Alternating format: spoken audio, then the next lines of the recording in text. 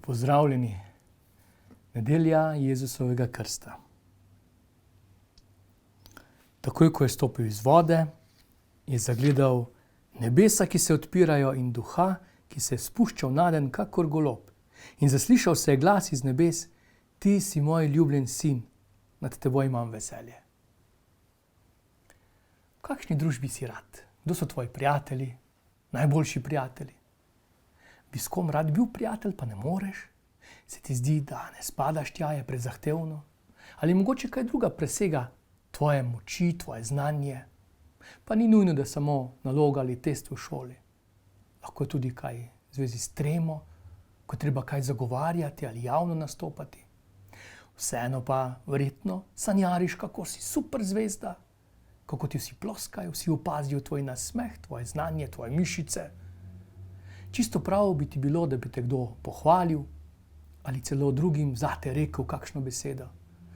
Ampak je nevarno, veš, to je skušnjava. Jezusu je bila ponujena, ampak takrat se je obrnil na očeta.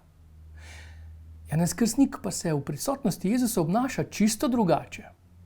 Množica prihaja k njemu. Lahko bi začel pobirati vstopnice, prodajal kakšne spominke, tako popularni je bil.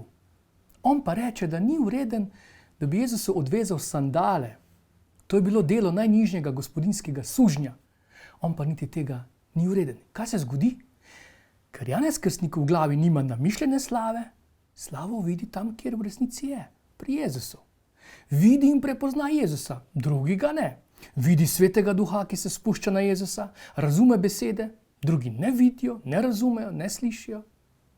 Kakšno veselje, ko sam nebeški oče se veseli in z njim vsa nebesa.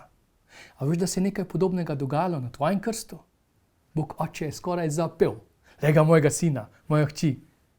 A mi ni podoben? In angeli so pritrjevali in svetniki kimali.